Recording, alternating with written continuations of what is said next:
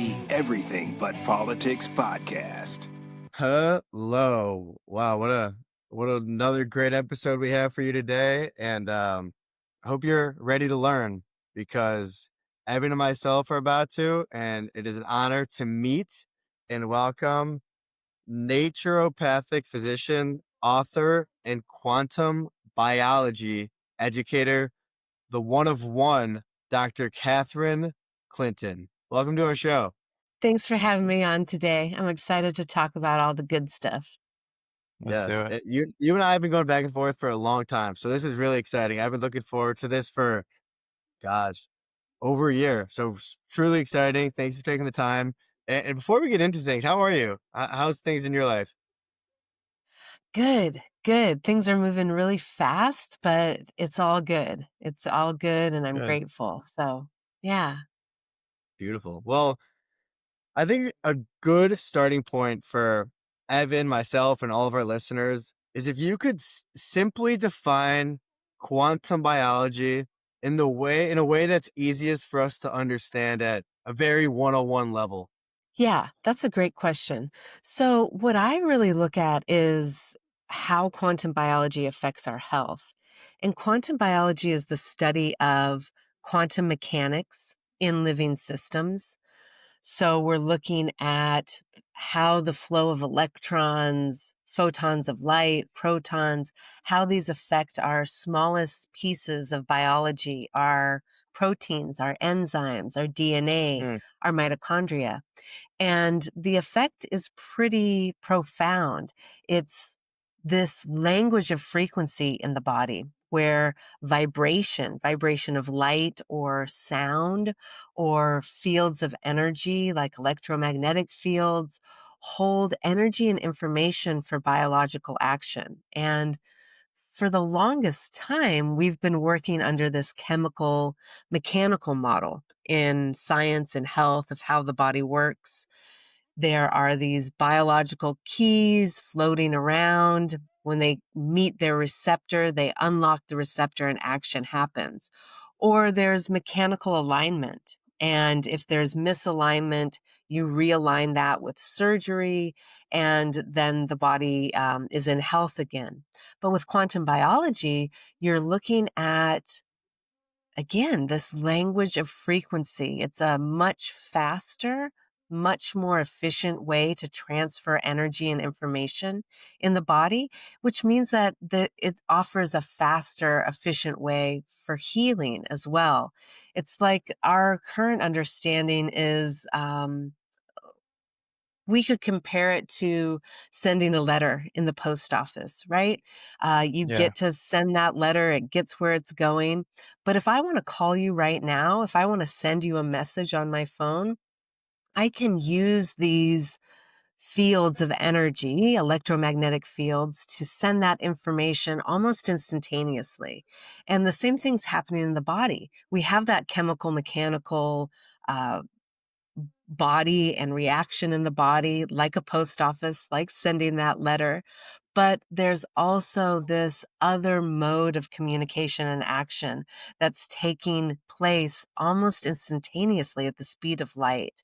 And to ignore that really means that we ignore a huge piece of how we could be supporting our health and healing. Paulo Celine's newest song, Just Might Win, out now on all platforms. Who knows? You just might win. Now back to the episode. Now, for someone who is unhealthy, how do you kind of activate these biology settings?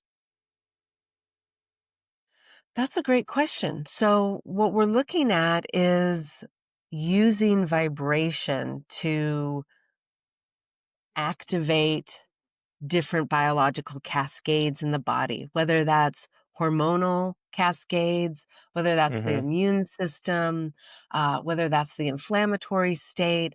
All of those things are responsive to light, to sound, to electrical fields, electromagnetic fields. And so basically what we're doing is we are trying to affect the body by using those things. I mean, I think it was 2017, 3 Nobel Prize winners were awarded the Nobel Prize, 3 researchers, for their work on chronobiology. And that's just a big word for how light affects our biology. And almost every single cell in our body has a circadian gene or a circadian clock, which makes the light in our environment a primary force in our immune system, our metabolism, our inflammatory state, our hormonal state. If we have all of these different cells that are waiting, they're driven, they're triggered by the light in our environment, that means that our cardiovascular system is light driven, our respiratory system, our digestive system, on and on.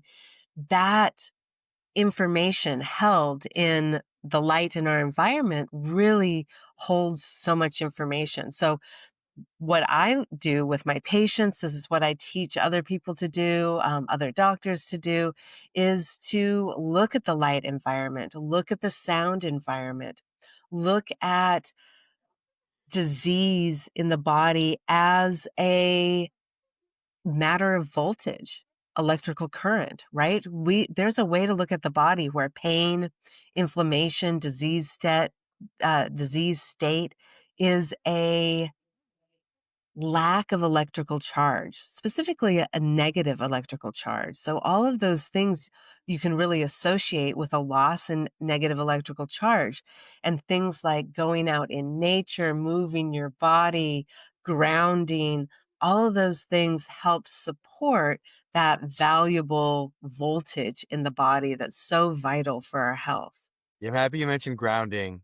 Grounding is something that we do quite a bit, and I can't explain to you. I'm sure you're going to be able to, but I can't explain to you what's really happening on like a scientific level. But I know that whenever I get off the sand or grass or even mud, I always just feel good, um, like a kind of a reset or recharge. And Yeah. can you kind of explain what is happening internally from energetic fields inside of our body? Yeah, absolutely. Grounding is so incredible. It's so simple. And the research really started coming out about 20 years ago in the early 2000s that there is this sea of electrical charge. There is this infinite sea of electrons that lines the surface of our Earth. And this is something that we're not really taught in school in this country. It's taught in other countries, but not really here in the States. But there is this sea of electrons, and electrons are negatively charged. And when we put our Mhm. bare feet on, like you were saying, the grass, the beach, the dirt, wherever it may be, we're coming in contact with that sea of electrons. Gardening, getting our hands in the soil, sitting on the ground, sitting on a tree, climbing a tree, all of these things are ways to connect to that field of electrons. And what we see happen with an electrical field is the energy is really in the field, right? We often think about, okay, I'm going to plug my appliance into the wall and there's like a flow of electrons, like water through a hose. And once it gets to my appliance, then that appliance will have electricity and it'll start working. But that's not exactly how it works. The movement of electrons is actually really slow. What we see is that they excite each other. And as they excite and go into this higher state, they create this field of energy. And that field of Mm. energy can excite anything that is in that field. And so that's what we're doing when we're grounding. We're putting our body in contact with this negative surface of the earth. And that allows our body to get that charge, just like we would see with plugging our appliances into the wall. Mm. It resets this valuable negative electrical charge that our cells run on, right? Our cells run on a negative electrical charge. Can you kind of explain the difference though between like natural light and then like these lights I have shining on me for the podcast, right? Because one is way more valuable than the other. Yeah, that's true. And one is way more common than the other, right? As far as our exposure in modern life, our lighting is mostly LED lighting right now. And that lighting has a very narrow band of blue light. So if I were to look with a spectrometer and see the entire range of light that is out there from natural light, we would see that the entire band of visible light, that violet, blue, green, yellow, orange, red, the spectrum in blue is actually pretty wide, but our LED lights are a very narrow band of blue light. And what that does is it sends a certain signal to our body. Okay. We have evolved on this earth. We've lived for millennia with the sun being our primary source of light and one of the main ways that we influence our biology. It's one of the main signals that we have. And so when we go out in the natural light in the morning, in the first hour of sunrise, as that sun comes over the horizon, it's filled with red and infrared light. Yeah. That's supporting our mitochondria, which helps our energy production. It helps our hormones, our metabolism, our immune state, our neurotransmitters get converted like dopamine and serotonin. And this is just within the first hour of sun in the morning. Most of us wake up and we reach for our phone and we get that narrow band of blue light. As the sun starts to rise, it increases in blue light and ultraviolet light. And it tells our body, okay, what time it is, but also it tells our body what kind of metabolic action to be taking, where our cortisol is. All of these different things are really driven by the light in our environment. So if we're starting the day looking at our phone, flipping on LED lights, it's telling our body that it's noon. And it's like, okay, you're way behind. It's noon. We got to do all this stuff that would be happening at noon when really we're just waking up. We need that slow rise in cortisol. It helps our sex hormones. It helps our thyroid hormones, our immune system function properly. Those neurotransmitters that I mentioned before, dopamine keeps us focused. Got it. Serotonin keeps us calm and motivated.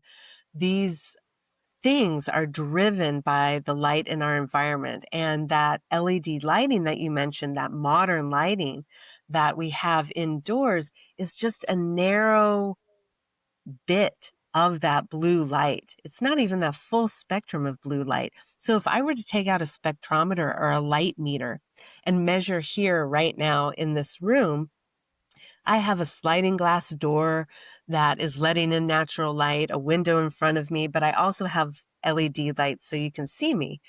If I were to turn on that meter, it would show probably about 500 lux. And the main band would be that narrow blue band that we are talking about right now. If I were to step outside right now, it's a nice sunny day. It would probably be 10,000 lux. And you would have everything from, well, we're just sort of losing our ultraviolet B here in the Pacific Northwest, but you might have some of that. You would definitely have ultraviolet A. You would have the full spectrum of visible light. You would have all the spectrum of infrared light that's so valuable for our mitochondria. So all of those things would be available, and it would be at such a bigger intensity. So if you think of light as nutrition, we're just getting this one little spectrum, narrow band of blue light inside at a very low level. Outside, we're getting so much more intensity, so much more richness in that spectrum. So it's really, we could compare it to like processed food, to Mm, straight from an organic farm, off the vine interesting. kind of food, right? That nutrient dense quality of natural light is really profound, and a lot of us aren't getting that. And then when the sun goes down in the evening, a lot of us are still using those artificial LED lights, telling Yeah. our body that it's noon, telling our body to continue to secrete cortisol, which is it has many different functions, but cortisol is also one of the main hormones in that fight or flight stress reaction. And it blocks the release of melatonin. Melatonin is an Mm, antioxidant and it helps us get deep sleep. mm. And all those things that I mentioned that happen in the morning sun with our hormones, our neurotransmitters, our immune system, our thyroid, all of those things, they're set up in the darkness. So if we're blocking our melatonin with bright LED lights, then we're missing out on getting all that set up for the morning time and when we do get that natural light. So it's really this incredibly beautiful relationship that we have with the rising and setting of the sun. That's Thank you for that. beautiful. What is your typical morning routine? I love my morning routine.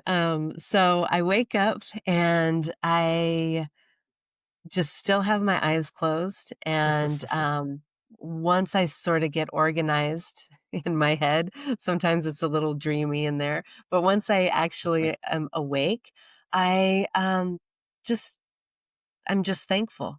I Mm, just take stock of what I'm thankful for. My body, my health, my family, my friends, the land, the earth. I just it's kind of like a ripple from the center out and how grateful I am and thanking those things. And then I get out of bed and I go outside. We have property, so I don't have to be worried about what the neighbors think.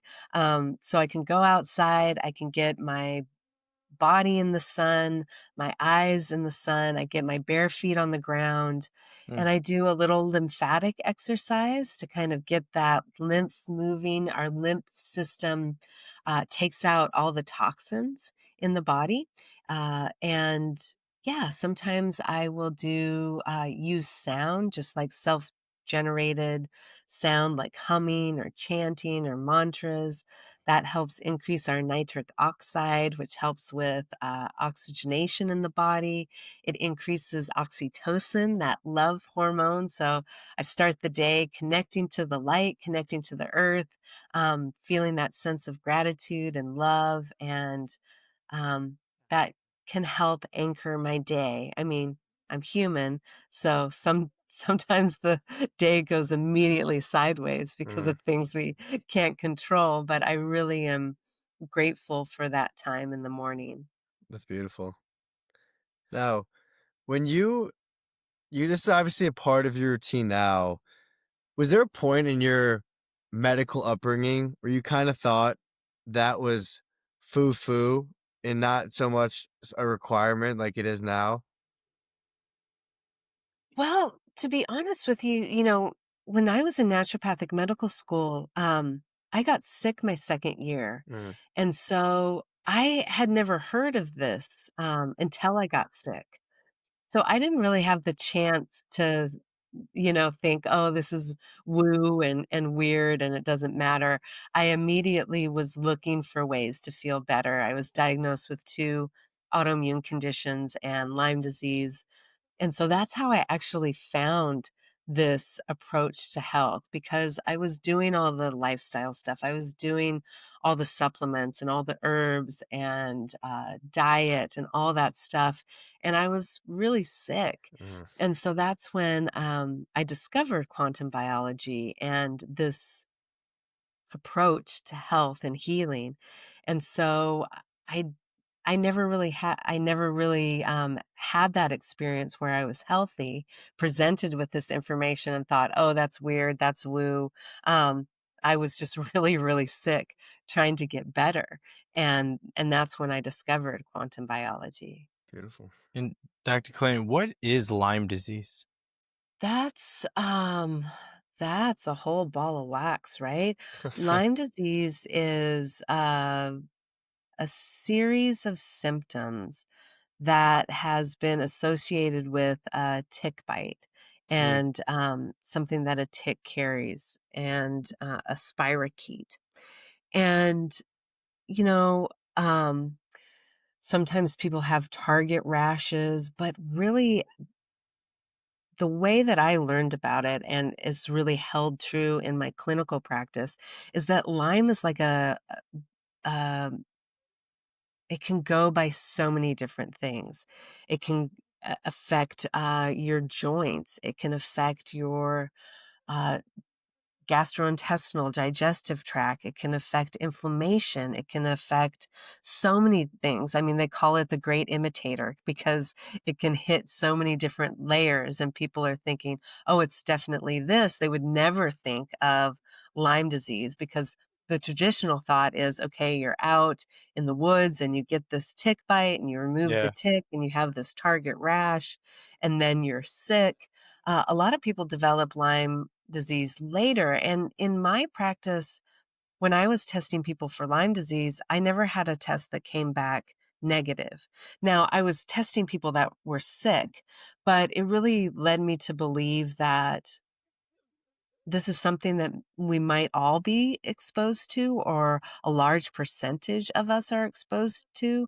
And then when we become run down, that starts to present and really flare in the system. What are some of the symptoms of Lyme disease? Yeah, it can present as acutely. It can present as fever, chills, Mm. nausea, fatigue, night sweats. Chronic Lyme can look like anything, really. Inflammation is something that we see in all disease states. And so it can look like autoimmune conditions. It can look like rheumatoid arthritis. It can look like joint pain. It can look like extreme fatigue. It can look like digestive issues, inflammatory bowel disease, irritable bowel syndrome. It can look like so many different things because it really activates this inflammatory cascade in the immune system. And that can look like so many things, kind of depending on that person's own unique makeup. So for myself, I sort of had this weak link in my digestive system. And so that's where it presented. But I saw it all the time with rheumatoid arthritis, joint pain, so many different things can present that way. And I am at the point where I'm not sure that's the cause of it. It's more like that's in our environment, and when we get run down in a certain way chronically, then that can present. Sort of like Epstein-Barr and mono, Mm, right? Like a yep. lot of us have had mono. It's pretty ubiquitous in our society, but not a lot of us get chronic fatigue syndrome. And so, why do the people who have been exposed to Epstein-Barr virus or mono get chronic fatigue? Well, it can't be just a direct link from that exposure because so many of us have that exposure and don't get that. Bless you. I really think it's this relationship we have with the terrain outside of us and inside of us. No, you said Lyme disease has all these different possible symptoms. How does a doctor then diagnose it properly if it could be all these different things in the body? How do you know if someone has specifically Lyme disease? Yeah, that's a great question. Well, there's a bunch of different tests out there. Sort of the conventional test is Western blot. But Mm. the more I practice, the less I'm looking for kind of one culprit, right? The less I'm looking for this virus or that thing or the one cause. And what I'm really doing is I'm looking at the terrain of that person. So something that's really hot right now is like mold exposure, right? Like, Yeah. do you have mold in the house? Do you have issues because you have mold exposure? And really, what I'm looking for is where in your unique makeup do you need support? Is there an issue with the nervous system? And that was my thing, and I see it a Gotcha. lot with patients. Is there a lack of resilience to stress? And we have a lot of stress right now. Are your detoxification pathways obstructed and not flowing? Are there issues in the fascial network?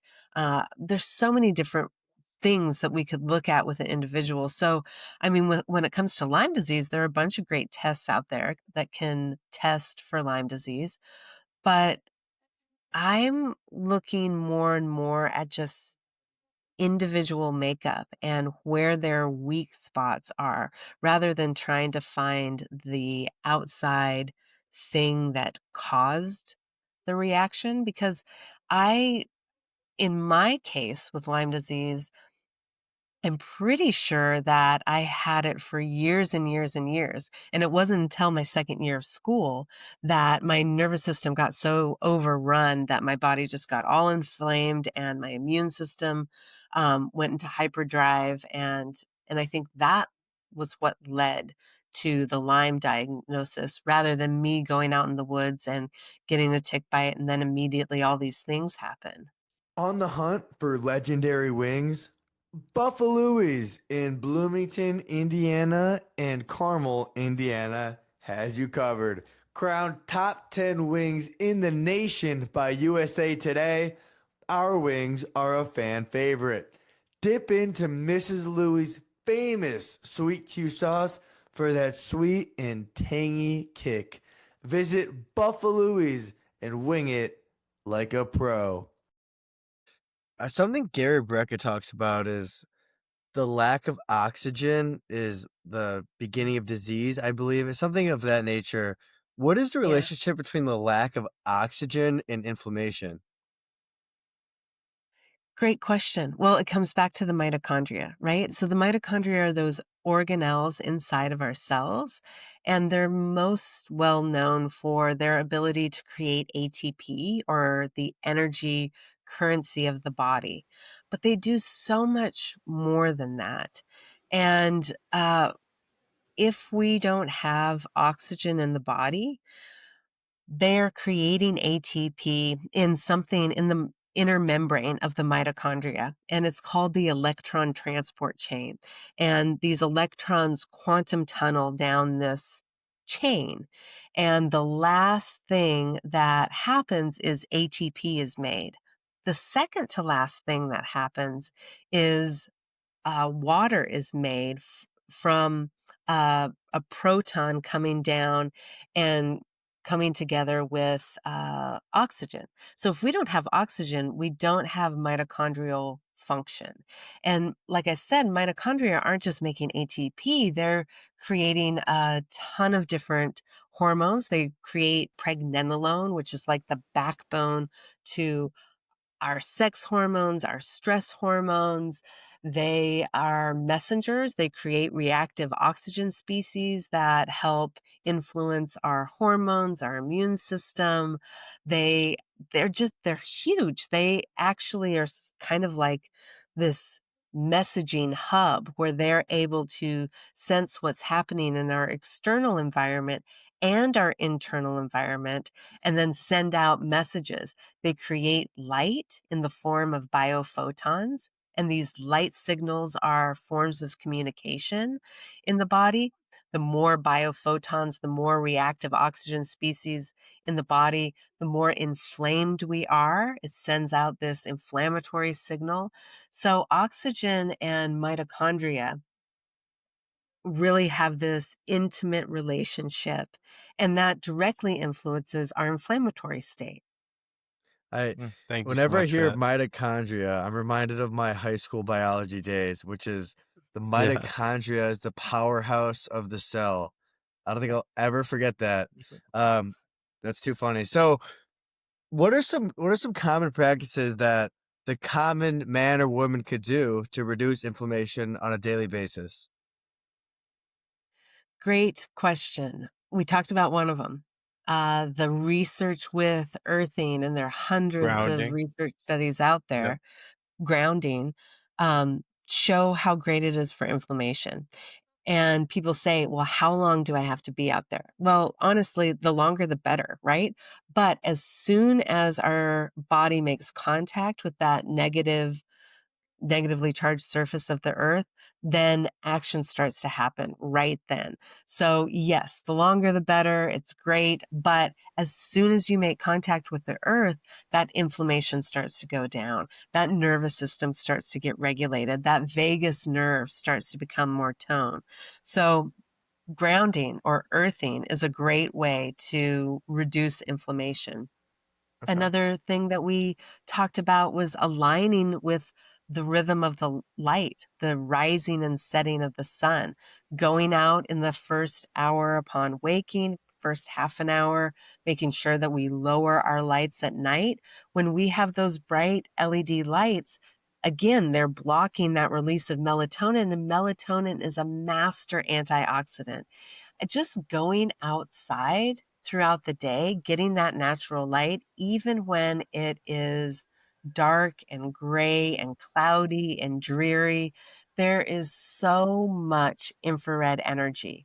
Even if we're sitting in the shade, right? It doesn't have to be this gorgeous sunny day and laying out on the beach, right? Anytime we're outside, even if it's gray and cloudy, there is a ton of infrared energy. And that infrared energy supports our mitochondria and helps that inflammatory state in the body.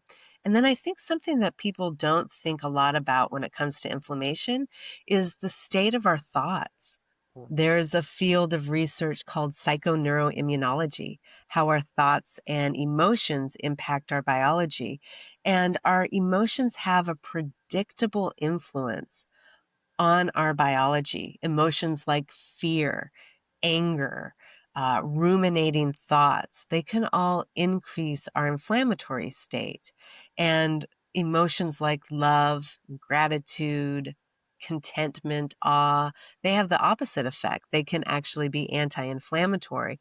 And this doesn't mean that, we don't get to be human and experience all those emotions, right? We do. We're meant to experience all those emotions, but when we get stuck in one, when we ruminate on how angry we are about something over and over and over again, or we get stuck in a loop of fearful thinking, that has a dramatic impact on our inflammatory state. But it's a great point you make. Something I've been much more conscious of in my life since summer is what I consume in terms of music, in terms of content, in terms of things of that nature, because the same way you are what you eat, you are what you consume. So if I'm Yeah. listening to a bunch of negative music, naturally you're going to be a little more on the negative side. Whereas if you're listening to uplifting God music, faithful music, just uplifting spiritual music, naturally your spirit is going to be uplifted. So that's a great analogy you make. But I want to shift gears and talk about the fascia and fascial tissue. I learned about it 3 years ago while in college. I used to get fascial tissue body work done. I didn't realize that's what it was at the time. I thought it was just like deep stretch work, but that was his expertise. Similar to you simplifying quantum biology, can you please simplify fascial tissue? Yeah, it's so important. So our fascia is this body-wide web of connective tissue. It's mostly connective tissue, which is mostly collagen, and it connects every structure in the body. It's as if our bones are a loom and we have this fabric of fascia that is stretched throughout our system. And it really starts at our surface layers of our skin and goes all the way down into our bones. It can even enter into a cell via integrins and hook up to the microtubulin in there. And so fascia is this body-wide web of collagen. And I don't know if you want me to stop there. I mean, we could go Let's go pretty. all the way in, because when I Yeah. first discovered you, Dr. Clinton, I first discovered your expertise in fascial tissue. So let's get right into it. Let's learn a lot. Okay. Okay. Yeah. Great. I love talking about fascia. And so fascia, like we were just saying, is mostly connective tissue and it's mostly collagen. And collagen is semiconductive, which means that it can conduct electrical charge. And we've been talking about in this interview how a decrease in electrical charge affects our health in a negative way, right? We can look at pain and inflammation as a decrease in negative electrical charge. So this collagen web of fascia that's all throughout our body is able to conduct an electrical charge. And what's really fascinating is it's piezoelectric.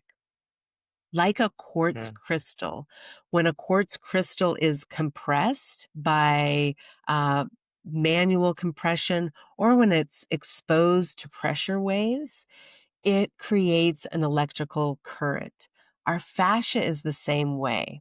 When it is exposed to pressure waves or deformed, like in the therapy that you got, myofascial release, right? That creates this electrical charge through our fascia. And so you have this semiconductive, piezoelectric fabric that is connecting every single structure in the body. And then when you add water on top of that, it starts to get really exciting. The water that comes up in contact with our body, and we are mostly water. By weight, we're 60 to 70% water, depending on our age. But if you were to line up all the molecules in the body, molecularly speaking, because the water molecule is so small, we're almost 98% water. Wow. We are water beings, but we're not just sacks of water. Something happens in the body when water comes up to a cell membrane, DNA, or fascia. As the water comes up to fascia, it takes on a different consistency. It's gel-like, it's more viscous. And this is the work of Gerald Pollack and his team out of the University of Washington that really have shown time and time again, and this has been replicated by researchers around the globe, that as this water comes up to a water-loving surface, it's not pushed away. It can come right up to the surface, and it takes on a different structure, this gel-like structure. And Pollack proposes it takes on this hexagonal, like a honeycomb, this lattice structure. And as it builds, it takes on a negative electrical charge. And remember, we've been talking about the importance of a negative electrical charge for our health. So you've got this fascial web of collagen.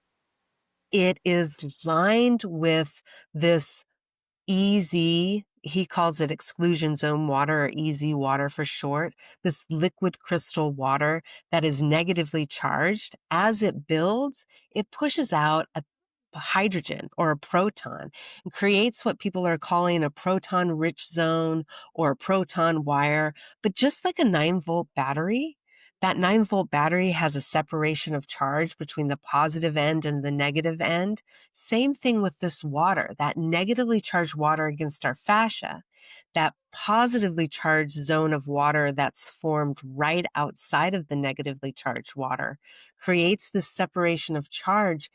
And that potential energy can be used for biological action. Now, Pollack actually put an electrode in the negatively charged water, one in the positively charged water, and it was enough to light an LED light bulb in the laboratory.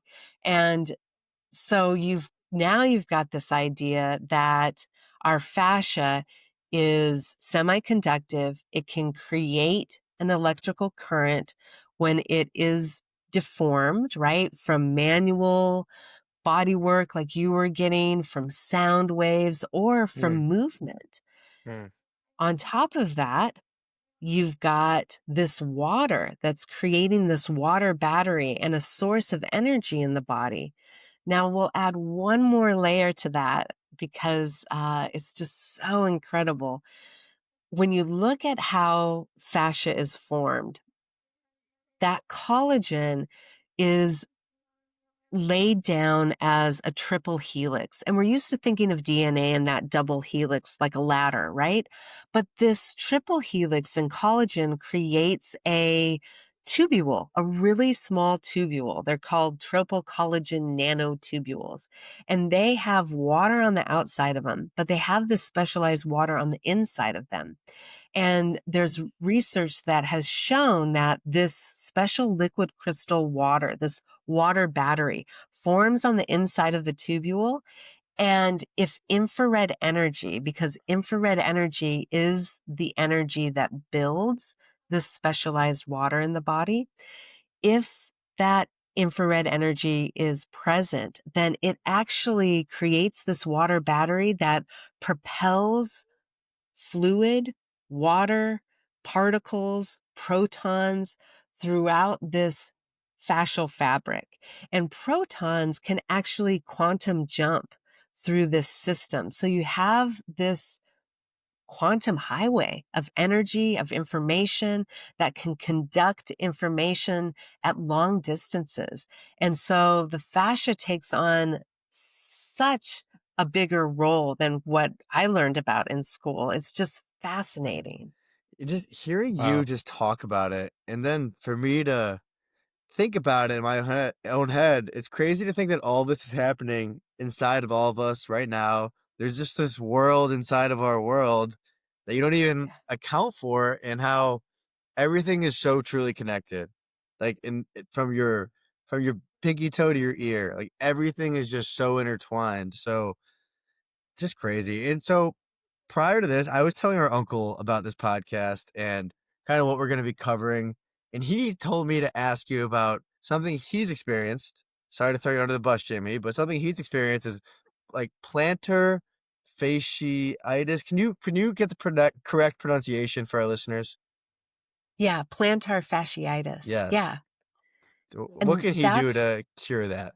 Um, well, plantar fasciitis is inflammation of the fascia on the bottom of the foot.